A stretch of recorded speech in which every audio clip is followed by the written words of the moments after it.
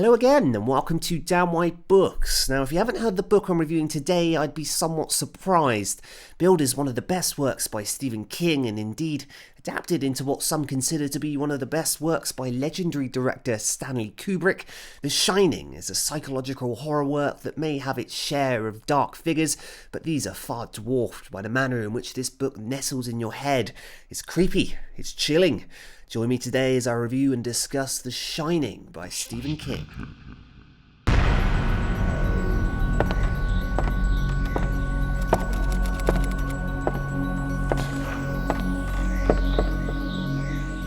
Before we go any further, spoilers. There will be many. As this book has been out for some time and is a highly popular work, I am going to be detailing the plot, the ending, the lot. I'll be adding insight and taking a deep dive into what makes this book tick. But before we analyse, first let's do a haunting overview of the plot itself.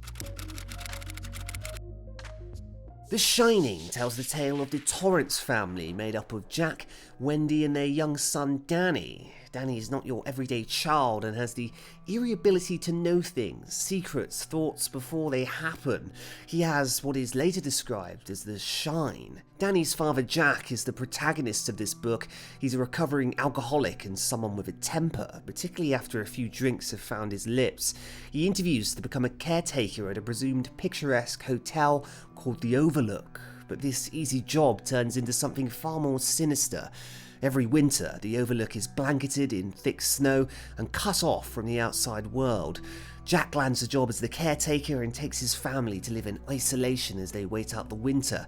As with most Stephen King books, you get the feeling that some greater force is pulling the strings, getting people to be exactly where they should be and at exactly the right time. The Overlook Hotel sells itself as a beautiful and magnificent building with wondrous views and a rich cultural history. While the last part may be correct, it is for all the wrong reasons.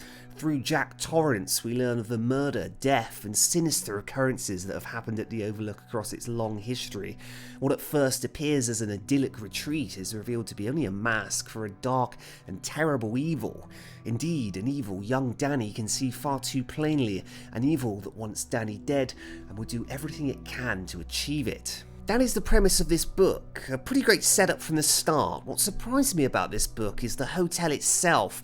Although most books would have a singular person, thing or monster in the case of horror as an antagonist, The Shining does not. It is the Overlook as a whole that blazes through this book, and it is a place no reader would wish to be. The Overlook is an entity with its own desires, and it slowly manipulates Jack Torrance into performing its will.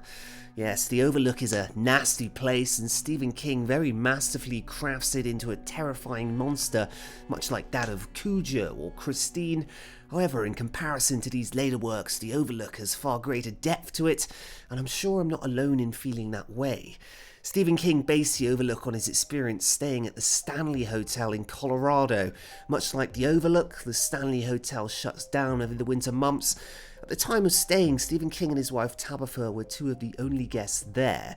Stephen King was even served by a bartender called Grady, who became the very bartender at the Overlook. The setting of this novel is impeccable, and the descent of the main character Jack Torrance is equally impressive. Jack is a strange and flawed character. He's the perfect pawn for the Overlook, and despite loving his son dearly, the two share a troubled past with one another.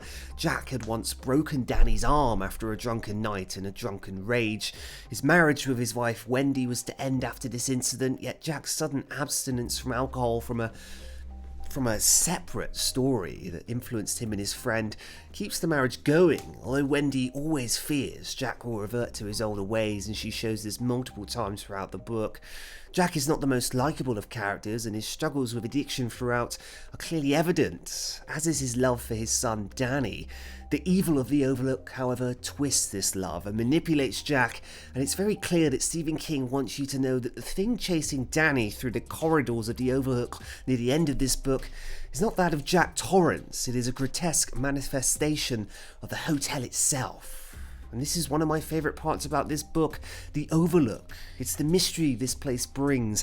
It wants Danny, it needs his ability, and this unanswered question as to why invests you in the whole Stephen King universe.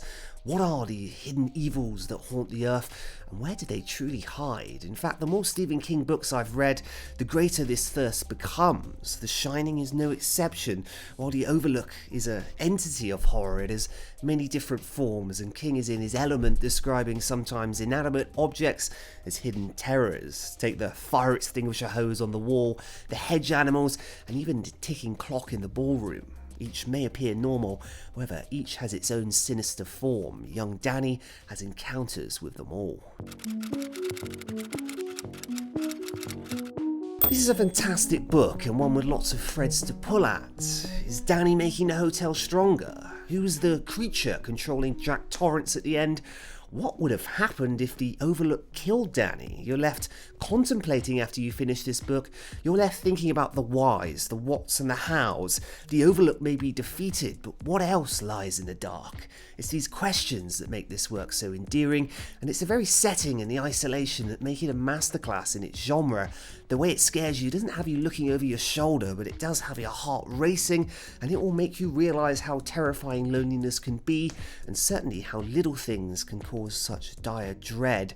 This is a book that slowly introduces the horrors around you, first by drip, then by bucket. It's a story that feels real, and boy is that a scary thought to have. Let it be known that I will not be staying in an empty hotel anytime soon. My friends, thank you very much for this more of a book review, I admit, and discussion of this work.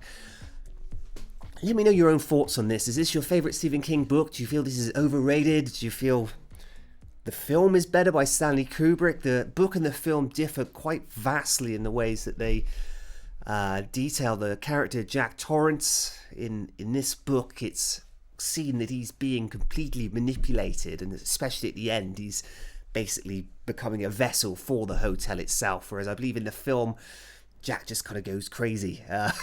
But those are the main key differences in this work. If you'd like any more information about this book, please see the video description. Please see my video description again for my Goodreads account, and also the Goodreads book club, where you can see what I'll be reviewing next. Thank you again for spending a bit of time here with me to discuss The Shining. I hope to see you in another video. Bye bye.